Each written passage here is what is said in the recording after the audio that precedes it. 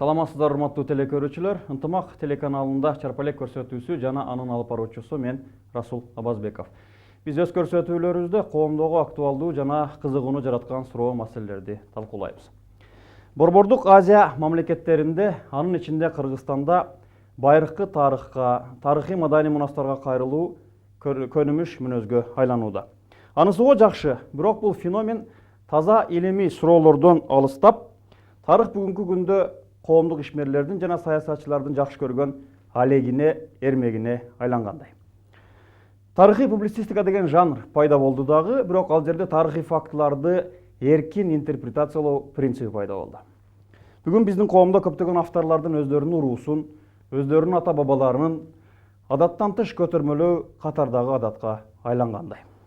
Анан албетте чыныгы тарыхый булактар алардан алыстап, тарыхый фактылар бурмаланып, псевдо тарых деген түшүнүк калыптанып бараткандай. Демек биздин бүгүнкү темабыз тарыхты мифтештирүү эмнеси менен коркунучтуу деп аталмакчы, жана студиянын коноктору менен ушул жааттагы көйгөйлөрдү талкуулайбыз. Смадяров Сыдык Акунович, Ош мамлекеттик университетинин тарых факультетинин деканы, профессор. Рустам Ураимов, тарых факультетинин Атамекен тарыхы кафедрасынын улуу окутуучусу, тарыхчы. Урматтуу коноктор, биздин студиябызга куш келипсиздер. Мен алгачкы сурооду мындай биздин көрүүчүлөргө түшүнүктүүрөөк болуш үчүн негизи айтсаңыздар, тарыхты мифтештирүү деген эмне деген суроодон баштагым келип отурат. Мүмкүн көбүнө бардыгына эле түшүнүксүз болушу мүмкүн. Садакунович, сизден баштайлы. Жакшы болот. Тарыхты мифтештирүү деген бул эми тарыхты изилдөөнүн тарыхый булактарга, тарыхый фактыларга, мындай тастыкталган тарыхый фактыларга, булактык маалыматтарга таянып, илимий негизде изилдеп, аны өзүнүн ыкмалары болот, салыштыруу, анан өзүнүн принциптери бар, историзм деген, объективдүүлүк деген, тарыхый чындыкты жазуу деген. Вот көпчүлүк эми ойлошот да, мындай тарых десе бул жомок сыяктуу эле нерсе деп. Жок, бул тарых өтө татаал илим, так илим. Тарыхтын ар бир болгон окуяны, тарыхый фактыны ал бир эле тарыхый булактан алып эле жазып койбостон, аны иликте бир нече тарыхый фактылардын негизинде тарыхый булактарды пайдаланып, ошол илимий иликтөөлөрдүн, илимий ыкмалардын негизинде анан ошол бир тарыхый окуяга изилдөөчү, илимпоз, ошол автор өзүнүн көз карашын айтыш керек да. Ошол окуя кандай болгон. Тарыхый фактыларга жөнөкөй тил менен айтканда, аларга таянбай туруп жазылган нерсени биз көбүрөөк мифтештирүү деп айтсак туура болот. Тарых бул тарыхый булакка гана таяныш керек. Кошумчаңыз бар багы? Бул ошондой көрүнүш мына бүгүнкү кыргыз коомунда, анан ушу биз көчмөн болгонбуз, ушу бизге мүнөздүүрөөк деп ойлойм. Эмне үчүн? Себеби мурда мына европалыктарда ар бир социалдык топтун орду мыйзамдары менен аныкталган да. Бизде санжыра менен аныкталган. Ошо санжырада ар бир урунун элдеги, коомдогу орду, урунун ичинде уруктун ичинде атоонун баягы социалдык статусу аныкталган да. Ошон үчүн ошол санжыраны жакшыртып айтканга баары кызыктар болгон. Себеби мындай да, санжырада ошол бул же тигил топтун же уруктун бийликке өзгөчө укугу көрсөткүсү келишкен да. Бул эми мына ашиналардын келип чыгышы, Чыңгыз хан, же болбосо Чорос урусунун баягы бийлиген, же болбосо алтын бешик жөнүндө уламыштардын баардыгы ушундай. Өзүнүн бийлигин легитимдештирүү, мыйзамдаштыруу, өзгөчө укугу максатында көрсөткөндө. Ошон үчүн бизде дайыма ошол немеде ар бир урунун өзүнүн теги жөнүндө айтканда, бир урунун өкүлү такыр башкача айтат. Урун өкүлдөрү аны такыр башкача айтат. Бул жөнүндө дагы сүйлөшөбүз, Рустам мырза. Мынакей негизи ал буга биздин бүгүнкү заманга чейинки болгон негизделме да. Бүгүнкү күндөгү феномен кызык жери да, мындай аябай кулач жайып, кеңири бүгүн ар бир урук деген деңгээлге түшүп калбадыкпы? Ошол нерсени сурагым келип атат да, бул феномендин жайылышынын бүгүнкү күндөгү негизи эмне депчи? Биздин коомго тиешелүү болгон депчи? Эми бул албетте аң сезим менен дагы байланышкан. Ошол кайсыл бир автордун дүйнө таанымы, анан маданияты менен байланышкан. Эми бул көрүнүштү мындай тарыхты мифтештирүү, эми тарых миф жаратып, тарыхты мифтештирүү эмнеге алып келет? Ал сөзсүз түрдө тарыхты бурмалоого алып келет. Тарыхтын бурмаланышы, тарыхты ошондой кылып ашмалтайын чыгарып бурмалап жаза берсе, ал кайсыл бир элдердин кагылышына дагы алып келиши мүмкүн. Ошондуктан мифтештирүүнүн, тарыхты бурмалоонун коркунучтуу жагы дагы ушунда да. Азыр айрым кээ бир мындай белгилүү эле адамдар чыгып алып айтып атышпайбы? Тиги бул уруунун, кыргыз элинин тарыхында орду бар, белгилүү орду бар. Анан орду жок эле бир уруунун адамдары чыгып алып тигиндей иш жасап атат, мындай иш жасап атат деген. Бул биздин аң сезимибиз да. Мындайча айтканда, эми тарыхчы эмес, профессионал тарыхчы эмес авторларды бир кандайдыр бир деңгээлде түшүнсө болот. Бирок өкүнүчтүү, коркунучтуусу, булардын арасына кээде профессионал тарыхчылар дагы кошулуп кеткени ушул коркунучтуу көрүнүш. Профессионал дегенде диплому бар тарыхчылар деп айтабыз да. Эми мындай тарыхчылар да. Азыр эми тиги комузчу деле, химик деле, математик деле өздөрүн тарыхчымын деп атап, тиги техникалык билими барлар деле тарыхчымын деп атап атпайбы? Бир китепти жазып алып тарыхчымын деп жүрүшпөйбү? Мен ушуну айтып атам да. Усам мырза, мына агай айтып атат, аң сезимге байланышкан көбүрөөк нерсе. Мындай бир биз дагы деле мындай агайдын айткан туура түшүнгөн болсом, баягы уруулук мүмкүн аң сезимден арыла элекпиз дегендей нерсени түшүнүп атам да мен. Сиз кантип дагы кандай бир факторлор менен түшүндүрсөңүз? Мына менде дагы таң калтырганы ошо орто кылымга мүнөздүү. Кече жаңы мүнөздүү нерсе бүгүн 21-кылымда кыргыз коомунда кайталанганы мени таң калтырат да. Анан ошону чыныгы тарыхчылар аралашып, бийликте турган бу же тигил топтун урусун сүрүштүрүп, алардын ата бабасы да бул жерде башкарып келген. Бүгүн бийликте отурганы кокусунан эмес. Бул тектүү, хан тукуму дегендей ойлорду дагы айткысы келени байкалып жүрөт. Бул эмнени алып келет? Кыргызда бөлүнүп жарылууга алып келет. Кайрадан трибализмди жаратышы мүмкүн, күчөтүшү мүмкүн. Түшүндүм, рахмат. Мынакей эми башында да айтып өткөндөй эле бир уруунун тарыхын, анан ата бабасынын тарыхын, эми өзүнүн жете атасынын тарыхын ошондой жаздыргандар, анан Саид Макчытилекке каршы жазып бергендер да көбөйдү да. Анан эми ушул маселеде бардыгын эле акча каражатына такай берүү туурабы негизи? Акчаны алса эле жазып берип, анан ушуну биз коомго сиңирип атабызбы? Тарыхчыларга акча берсең эле жаза берет дегендей түшүнүк калыптанып калган жокпу деген суроону койгум келип атат да. Жок, эми мен ойлойм бул жерде тиги акча деле анчалык деле роль ойнобойт, мааниге ээ эмес. Бул жерде ошол кайра эле келип биздин коомдогу мындай маргиналдашуу көрүнүшү да.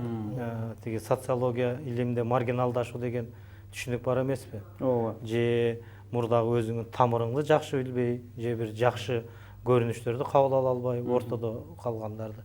Ушул авторлор дагы анан биздин кээ бир тарыхчыларыбыз дагы ушул маргиналдык аң сезимдеги ошондой деңгээлдеги адамдар катары кабыл алыш керек да.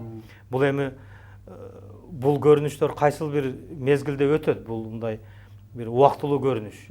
Биздин коомубуз мындай билим деңгээли, мисалы үчүн ошол тарыхты терең окуп үйрөнүп, ошол тарыхый билим тереңдеп кеңири коомго таралганда, ал билимдүү адамдар мындай китептерди окубай эле калышат. Анан окубай калгандан кийин ал авторлор китепти жаза албай дагы калышат. Азыр биздин коомдо мындай зарылдык бар да, ошолорго талап бар. Себеби биз мына Союзда көп мезгил Союздун курамында жүрүп, анан демократияга эгемендүүлүктү алып, коомду демократиялаштыруу башталып, анан улуттук аң сезимибиз жогорулап, анан бул эми бир эле кыргыз коомуна, Кыргызстанга эмес, бул постсоветтик көп өлкөлөргө, мамлекеттерге мүнөздүү. Мисалы үчүн казактарда деле, тажик, өзбек, башка элдерде деле ушул эле көрүнүш. Алар деле тарыхы мифтештирип, анан кайсыл бир тарыхый доорлордогу бир белгилүү тарыхый инсандарды өздөрүнүкү кылып алып, мындай негизсиз эле. Мисалы үчүн казактарды билебиз, тиги култегенди казак кылып алып, түрктөрдүн култегени. Чыңгыз ханды деле казак деп, хуннулардын түздөн түз тукумубуз бизбиз деп, аны башка элдер деп айтып, бул көрүнүш ушундай бардык эле постсоветтик мамлекеттерге мүнөздүү да, өлкөлөргө. А совет мезгилинде ушул эле көрүнүштүн башка бир формасы болгон да, ал идеологиялык багытта, анда дагы тарых бурмаланган. Ал жерде чектөө коюлуп, ошол идеологиянын көрсөтмөсүнө ылайык гана тарых жазылып, анан көп тарыхый фактылар, тарыхый чындык бурмаланган да. Ал эмнеге алып келди? Мына биз өзүбүздүн көп тарыхыбызды билбей калганга алып келди. Азыр болсо эми анын башка бир формасы болуп атат, экинчи бир жээкке өтүп кетип атабыз да, аша чаап. Бир жээктен экинчи жээкке өтө качмай да. Рустам мырза, мынакей Алымбаев Жээнбек деген тарыхчынын бир интервьюсун окуп калдым ушу мифтештирүү боюнча. Ал мынтип айтып атат да, бизде бүгүн тарыхка сын жок деп айтып атат. Каалаганы трибунага чыгып алып, кеңири өзүнүн каалаганын эч кандай тарыхый булактарга негиздебестен, мындай айтканда соктура берет депчи. Анан дейт, атаандаштары угулбайт деп айтып атат да. Анын оозу мындай маанисинде, оозун жаап, ай, кесиптеш, бул жериң туура эмес деп айткан адам жок болуп атат дейт да. Анан сурагым келип атат да, чындап эле эмне бизде тарых илиминде бүгүн дискуссия жок калдыбы? Илимий дискуссия. Туура ой көтөргөн. Чындап эле мына азыр тарых боюнча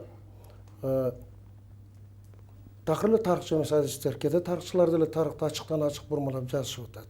Ошого тарыхчылар бир аз көңүл кош мамиле кылып атат. Ачык ойлорун, пикирин айтпай атат. Аны ачык керек. Бул эми бул жерде мына тарыхтын коомдук пикирди калыптандырууда орду өтө чоң да.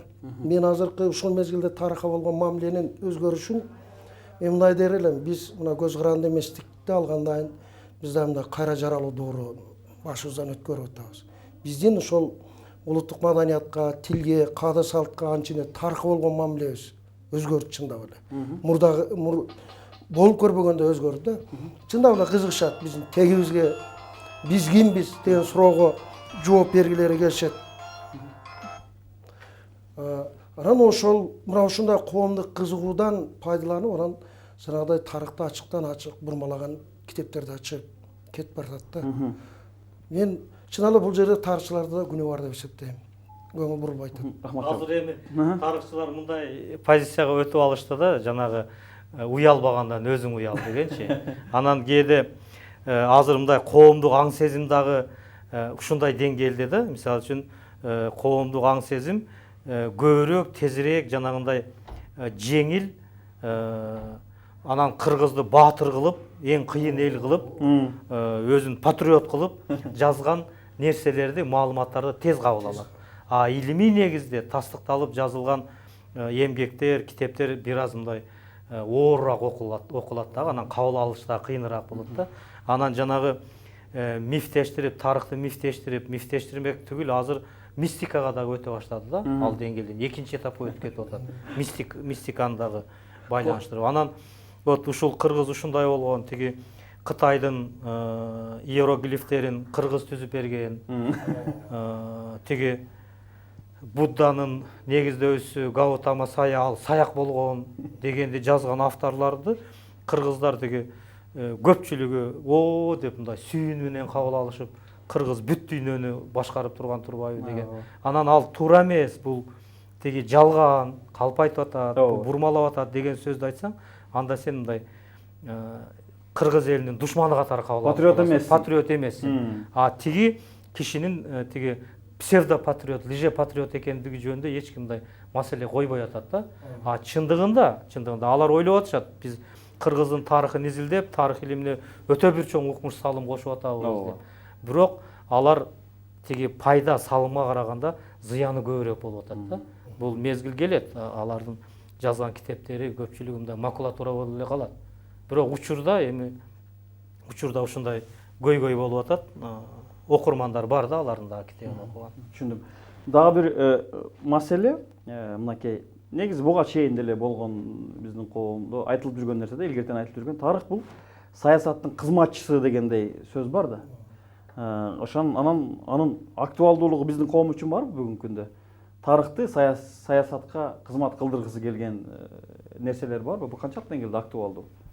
Албетте бар. Ал мындай күнүмдүк турмушубузда деле көрүп жүрбөйбүзбү? Мисалы үчүн кайсыл бир аймактан бир жогорку кызматка бир адам келсе, же болбосо анын бир белгилүү мындай бир колунда финансылык мүмкүнчүлүгү бар адам болсо, ал сөзсүз түрдө ошол аймактагы өрөөндөгү бир мындай ошол эле кыргыздын бир кичинекей уруусун чаап, талап тоноп жүргөн адамды баатыр кылып алып чыгып атпайбы? Аны жөн эле баатыр кылып алып чыкпастан тиги зордоп, тиги республикалык деңгээлге алып чыгууга аракет кылып, тарыхчыларды, профессионал тарыхчыларды аралаштырып, конференция уюштуруп, ал жерде илимий докладдарды жаздырып, окутуп, китеп чыгарып, тиги эстеликтерин тургузуп, ушундай көрүнүш бар. Бул жерде азыркы учурда тарыхты мындай айрым бир саясатчылар, ошондой акчалуу адамдар өздөрүнүн мындай жеке кызыкчылыгы үчүн, саясий амбициясы үчүн мындай пайдаланып аткан фактылар бар. Тарыхты мындай кол бала кылып алууга аракеттенгендер. Ал эми мындай жанагы жеке адамдар эле эмес, мисалы үчүн бизнесмен, ал ошол мамлекеттик кызматта отурган, расмий мамлекеттик кызматта отурган адамдар тарабынан дагы мындай аракеттер, көрүнүштөр бар да.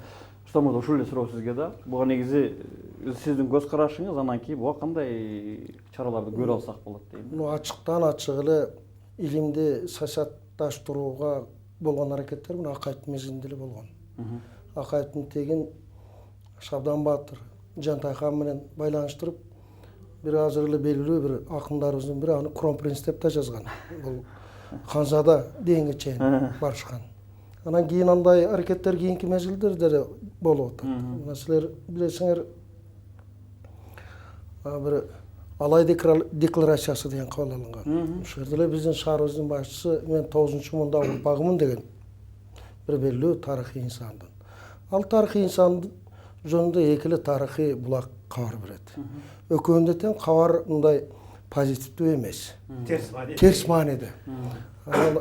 Башка кабар жок. Башка кабардын баардыгы санжыралык материалдар. Санжырага өтө этият мамиле кылыш керек. Анан ошону ошол кишини баягы көтөрмөлөп, анан мен дагы ушу 9-муунда урпагымын деп кокусун, мен бу жерде кокусунан отурган жокмун. Менин бабаларым бийлеп келген, мен дагы бийлейм деген ойду эле айтышкан өзү. Мындай карап көрсөң да. Мындай нерселер азыр деле анча-мунча болуп атат. Ачыгын айтыш керек. Түшүндүм. Эми буга кандай чараларды көрсө болот дейм да, бул коом өзү реакция жасаш керек болсо керек, Реакция жасаш керек. Реакция жасабаса болбойт. Себеби азыр силер көрүп атасыңар, мына кийинки кездерде ошол бир депутаттар арасында ири бизнесмендер өздөрүнүн бир бабаларынын аттарын айылдарга, мектептерге бердире баштады. Ар бир жерде бар мындай көйгөй. Кийинки суроо мынакей.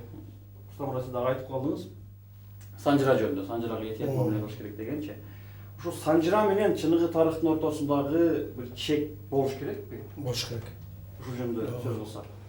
Мына жана айттым, санжыра көчмөн дәврүнүн анчында кыргыздардын коомдук турмушунда ролу чоң болгон. Ошон үчүн ар бир уру, ар бир кыргыз өзүнүн санжырасын жакшыртып айтканга кызыктар болгон. Себеби санжырада ошол адамдын коомдогу статусу аныкталган. Статус кыргыздын турмушуна каерде көрүнөт. Аштойдо сен кайсы жерде отурасың, кандай жилик аласың. Себеби кээде ушу жиликтин артынан уруулар чабышып кеткен да учурлар болгон. Ошон үчүн мына санжыраны дагы ачыктан ачык бурмалоо башталды. Мына Кыргызстан тарых китептерин карасаң, азыр Мухаммед Кыргыз Тагайбий деп жаза башташты. Тагайбийди Мухаммед Кыргыз кылып коюшту. Ал жерде эч бир факты жок. Негиз жок. Негиз жок. Себеби мындай Тагайбий бул эми санжыралык персонаж, бул биздин легендарлуу ата бабаларыбыздын бири. Бул Тагайбий адегене наал эжеден тарады дейт оң канат кыргыздын көп бөлүгүн түзөт. Бирок анда биздин тарыхыбыз 16-кылым менен чектелип калабы. Мухаммед Кыргыз 16-кылымдын башындагы тарыхый личность. Анан эмне үчүн Мухаммед Кыргыз сөзсүз тагай бий болуш керек? Бул жерде мындай регионализм, трибализм жыттанып аткан жок. Эмне үчүн ал муңгуш болбойт? Же болбосо же адигине болбойт? Же бир башка уруусу сөзсүз тагай бий болуш керекпи? Ага кызыктар адамдар бар, ачык эле. Бул эми артык кылабыз деп тыртык кыла тургандай эмес болуп атат. Мына былтыры мен калп айтпасам 525 жылдыгын белгилешти, же 550 жылдыгын белгилешти. Тагай бийдин. Анан ал жөнүндө тарыхый романдар жазышып атат. Тарыхый очерктер жазылып атат. Мурда эми аны убагында Раматылык Сабырат Токуруч шону болушу мүмкүн деп бир көз караш, гипотеза. Аны ким демесе боло берет. Аны эми азыр Мухаммед Кыргыз тагай бий деп жаза баштады да. Ал окуу китептерине кирип атат. Болгон нерсе катары эле. Болгон нерсе катары киргизилип атат азыр. Туура эмес. Эми тиги санжыра жөнүндө сөз кылганда албетте тарых илиминде тарыхый булактар бар да, тарыхый булактын түрлөрү бар. Ооба. Буюм түрүндөгү, оозеки, жазуу түрүндөгү санжыраны дагы биротоло мындай четке кагып салганга болбойт. Оозеки түрүндөгү тарыхый булакка кирет. Ал тиги эпос сыяктуу, фольклор сыяктуу санжыра деле. Бирок санжырага өтө этияттык менен мамиле кылыш керек да. Ал жердеги айтылган кайсыл бир фактыларды башка бир тарыхый булактар менен салыштырып, тактап, ошондон кийин гана тиги ошол санжырага негизденип бир нерсени жазам деген автор өзүнүн ой пикирин ошол булактык маалыматты интерпретация кылыш керек да. Азыр бизде кандай көрүнүш болуп атат? Андай илимий ыкмалар жөнүндө таптакыр түшүнүгү жок. Тарых илиминин методологиясы деген нерседен таптакыр түшүнүгү жок, алыс. Адамдар ошол бир санжыраны чала чарпыт угуп алып эле, анан өзүнүн тиги логикалык ой жүгүртүүсү менен, анан бир албетте андай адамдар кичине бир чымыны болот. Андай жөндөмү, чыгармачылык жөндөмү, анан ошол нерселерди пайдаланып, колдонуп эле анан кийин бир чоң бир тарыхый окуяны болгон нерсе катары жазып чыгып атат да. Бул туура эмес. Мына азыр акыркы окугандарымдан айтсам, Чыңгыз хан Барк уруусунан болгон деп бирөө жазыптыр да. Анан эми буга негизи кандай жооп болуш керек дейм да, мындай бир адекваттуу жооп болушу керек да негизи. Адекваттуу жооп болуш керек. Анткени бул мифтер жалпысынан алганда аң сезимибизди бузуп аткандай сезилет. Мынакей тагай бий жөнүндө мисал. Биз эмне деп айтып атабыз? Мамлекеттүүлүгүбүзгө кеминде 2200 жыл болду деп айтып атсак, тагай бий деп аны 16-кылымга байлап атышат. Жанагы артык кылам деп тыртык кылам деген ушул да. Кайрадан биз бир уруунун бир деңгээлин көтөрөбүз деп, анан жалпы санжыраны 16-кылымга тагап койгондой дейт да. Ушул Чыңгыз хан боюнча, Чыңгыз хандын мисалында да, эми Барк уруусунан чыккан деп. Кандай жооп болуш керек негизи бир? Жооп тескери гана болуш керек. Анан башка жооп болушу мүмкүн эмес. Чыңгыз хандын кыргыз болгон деп тегин байланыштырган көз караш бар элимде. Анын жашаганга акысы бар. Себеби ошондой маалыматтар бар. Санак Чечен, Рашид ад-Диндин 1301-1310 жылдар жазган Мажму ат-Таварихтен эмгегинде ошондой бир санжыра берилет. Анан бирок ал жерде биз кыргыз эмнебиз менен айырмаланып турабыз. Анан шарт эле аны бир кыргыздын бир уруусуна таандык кылып коюп атпайбыз. Чыңгыз ханды Коңурат уруусуна таандык кылып, анын энеси төпкө энеси Алаңкоганы Барк уруусуна таандык кылышып атат. Ал такыр негиз жок. Эгерде чынап эле Коңурат болсо Чыңгыз хан, анда кыргызда Коңурат уруусу чакан уру. Бул Коңурат уруусу мисалы үчүн өзбектердин курамында бар, казактардын курамында бар, каракалпактардын курамында бар. Өзбектердин курамында өтө көп сандуу. Анда эртең ал Коңураттар да чыгышы мүмкүн да. Биздики деп. Анан Барк уруусуна Алаңкоганы демек ал жерде эч кандай неме жок. Баргужун токум деген жерден болгон. Бул Энесайдагы бир жер, географиялык аталыштын аты. Анан аны кантип Баркка байланыштырып атат? Ал эмес Дастан Сарыкулов аны чекич аяк деп чыкты го. Дагы кайсы кыргыз эмне, кайсы урууга байланыштырат билбейм. Күтө турсак мүмкүн дагы жаңы бир эмелер болушу мүмкүн да негизи. Анан мындай да, мифтештиргенде бул адамзаттын тарыхына эле бардыгына тиешелүү нерсе да. Өзүнүн элин, улуттун кандайдыр бир деңгээлде бир көтөрүү. көтөрүү Кадыр бар да. көтөрүү максаты да. Анан негизи биз өзү жөнүндө эле айта турган болсок, улуу эл болгон эмеспиз десек эле мындан кемип калабызбы негизи? Кантип элес? Эми бул талаш тартыш жөнүндө өткөндө Улутман берүүсүндө дагы болду. Ал жерде тарыхчылар өздөрүнүн ой пикирлерин дагы айтышты. Эми мындай аракеттер бар. Мен жогоруда айткандай ушул ар бир улут постсоветтик мейкиндиктеги, анын ичинде кыргыздар дагы ушул өткөн тарыхый доордогу белгилүү инсандарды өзүнүкү кылып алып, ошол аркылуу өзүнүн тарыхтагы ордун, кадыр баркын көтөрүүгө болуп аткан аракеттер да.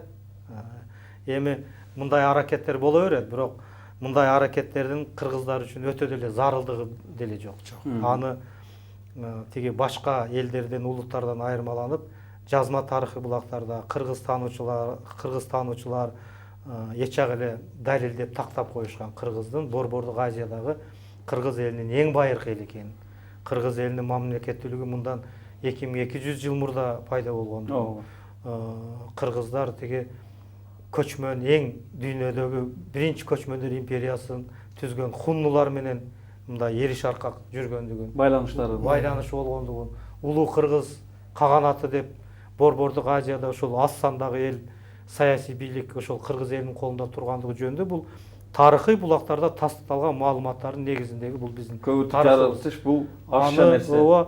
Аны тиги артык кылам деп бөөртүп, жабыртып, апыртып, анан мифтештирип, мындай тарыхыбыздын ашмалтайын чыгарып алыштын кажети деле жок да. Кажети деле жок. Эми мен кайталап айтам, мына профессионал эмес тарыхчылар, тиги бир техник, башка бир адистиктегилер ушу мен тарыхчымын деп өздөрүн тарыхчы аташып, ушундай китептерди жазып жүрүшөт, аларды түшүнсө болот. Адабиятчыларды, көркөм адабий жанрындагыларды. Бирок тилекке каршы ушул профессионал тарыхчылардын арасында дагы ушул көрүнүш бар да, ушул нерсеге өтүп кетип атканда. Түшүндүм. Мына Рустамгай, быйыл тарых жана маданият жылы деп жарыялаганбыз да. Анан ушу мифтештирүүдөн арылуу жаатында кандайдыр бир иш-чаралар болуш керекпи? Болуш керек. Сөзсүз болуш керек.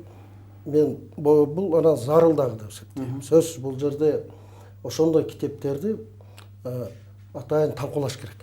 Конференциялар, авторларды чакырып, аны мындай жаштардын, студенттердин катышуусу менен талкуулаш керек. Биз факультетте бир жолу Масаков деген автордун 18-19 кылымдагы Кыргыз хандыгы деген китебин талкуулаганбыз. Студенттерибиз суроо берсе, автор чычалап немеден кетип калган аудиториядан. Демек, ушундай иш-чаралар көбүрөөк сөзсүз көп болуш керек. Анан мен мындай дейм да, жана сен жакшы суроо бердиң. Биздин мына кыргыз элинин сакталып калышынын өзү, анан бүгүнкү күндө биздин мамлекеттүүлүгүбүздүн болушунун өзү кыргыздар кыйын эле экенин көрсөтүп турат. Рахмат. Биз көп элдер жок болуп кеткен, чоң империялар түзгөн элдер. Рахмат чоң. Урматтуу конокто, тилекке каршы биздин убактыбыз аягына чыгып калды. Биздин студияга келип, биздин суроолорубузга жооп бергендигиңиздер үчүн терең ыраазычылык билдирем. Ишиңиздерде ийгилик болсун. Рахмат чоң. Агай, рахмат чоң. Негизи аягында, биздин көрсөтүүнүн аягында мындай деген сөз менен бүтүргүм келип отурат. Тарыхты саясий максаттар үчүн үгүт, пропаганда жана манипуляциянын куралына айландыруу адатта чыр-чатактардын пайда болушуна өбөлгө түшөт деген бир акылдуу кишинин сөзү менен бүтүргүм келип отурат дагы. Андан ал кишинин айтканы кандай гана маселе болбосун, бүгүнкү күндө биз ага сын көз караш менен карагандыгыбыз, ошондой мамиле жасагандыгыбыз чындыкка жетүүнүн биринчи кадамы экендигин эскерте кетким келет. Урматтуу телекөрүүчүлөр, ушуну менен биз бүгүнкү көрсөтүүбүздүн аягына чыгабыз. Бизди жуманын 1 жана 5 күндөрү Ынтымак телеканалынан көрүңүздөр. Сиздер менен мен Расул Абазбеков болдум. Чарпа элек биз маалыматты жеткиребиз.